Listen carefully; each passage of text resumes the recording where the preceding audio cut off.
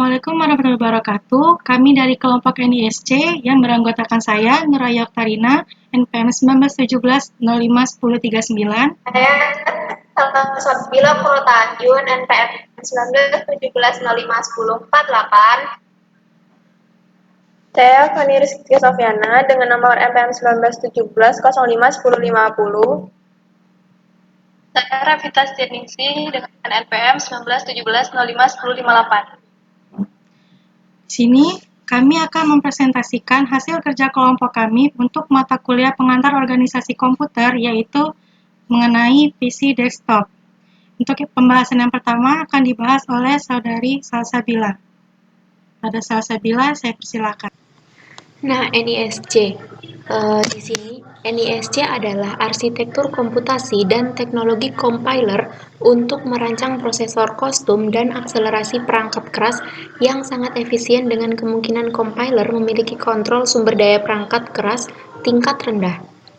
Lalu untuk manfaat teknologi NISC sendiri, di antaranya pengontrol yang lebih sederhana, jadi tidak ada penjadwal perangkat keras dan tidak ada decoder instruksi. Selanjutnya, kinerjanya yang lebih baik, arsitektur yang lebih fleksibel, pemanfaatan sumber daya yang lebih baik, dan lebih mudah untuk mendesainnya, tidak perlu untuk mendesain set instruksi. Selanjutnya untuk sejarah dari NISC sendiri. Jadi di masa lalu, teknologi desain mikroprosesor berkembang dari CISC ke RISC. Untuk mempermudah pemrograman, arsitektur komputer menciptakan instruksi kompleks. Sebagai compiler dan teknologi memori maju, arsitektur RISC ini diperkenalkan. Kemajuan lebih lanjut dari compiler dan teknologi memori mengarah ke munculnya VLIW. Lalu, NISC adalah penerus dari prosesor VLIW ini.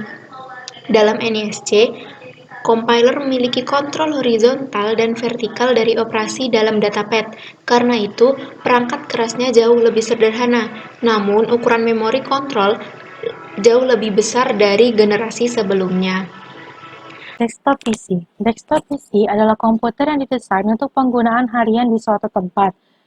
Desktop PC ini berkebalikan dengan laptop atau komputer portable lainnya. Desktop PC terdiri dari 3 bagian utama, yaitu ada monitor, ada input device yang berupa keyboard, mouse, dan ada desktop yang berisi komponen utama PC. Monitor. Monitor adalah perangkat keras komputer yang berfungsi untuk menampilkan hasil proses dari komputer baik dalam bentuk teks, gambar, ataupun video secara visual. Monitor ini berperan sebagai perangkat output dari sebuah komputer. Terdapat beberapa jenis monitor, di sini ada 4. Yang pertama yaitu CRT, Cathode Ray Tube.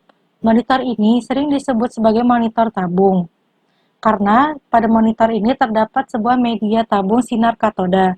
Yang kedua ada LCD, yaitu Liquid Crystal Display. Monitor jenis ini tidak menggunakan tabung hampa untuk menampilkan gambar, tetapi sudah menggunakan media cairan kristal. Yang ketiga ada LED, Light Emitting Diode.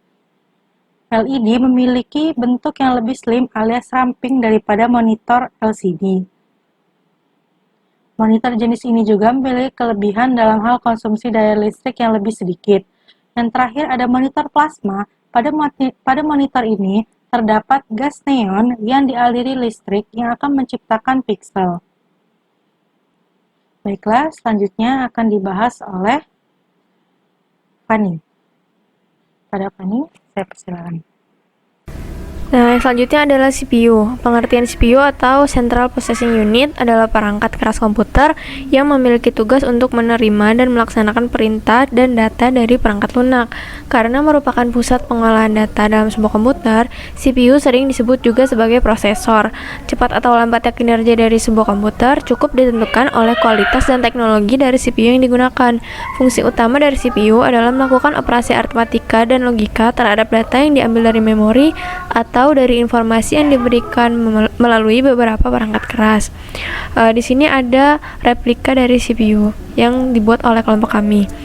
Selanjutnya, CPU memiliki beberapa komponen. Di antaranya adalah unit kontrol atau CU, control unit, merupakan bagian dari prosesor yang mengatur jalannya program. Komponen ini terdapat dalam semua CPU.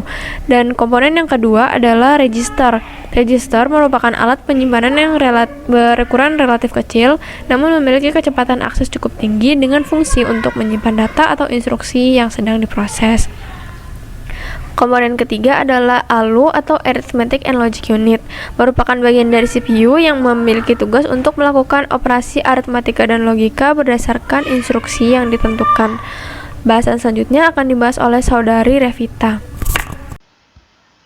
Yang selanjutnya ada mouse. Mouse komputer merupakan perangkat keras yang termasuk dalam golongan perangkat input atau masukan. Fungsinya yaitu mengatur pergerakan kursor secara cepat.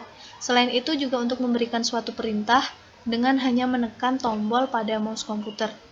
Di dalam perangkat mouse ini terdapat sebuah bola kecil yang akan menangkap pergerakan mouse dan mentransfer sinyal listrik ke perangkat pemroses atau CPU. Dengan demikian, mouse komputer dapat secara cepat melakukan kinerjanya sebagai perangkat masukan. Fungsinya untuk menjalankan suatu program, untuk memilih objek, melakukan drag dan drop, melakukan operasi scroll. Fungsi mouse lainnya yaitu ketika mouse digunakan untuk tingkat-tingkat lebih lanjut seperti untuk mendesain sebuah gambar dan program-program tertentu. Yang selanjutnya adalah keyboard, adalah bagian dari perangkat keras komputer yang digunakan untuk memasukkan teks, karakter, dan perintah lainnya ke dalam komputer atau perangkat serupa. Keyboard biasanya berisi tombol untuk huruf, angka, dan karakter khusus, serta tombol untuk fungsi tertentu.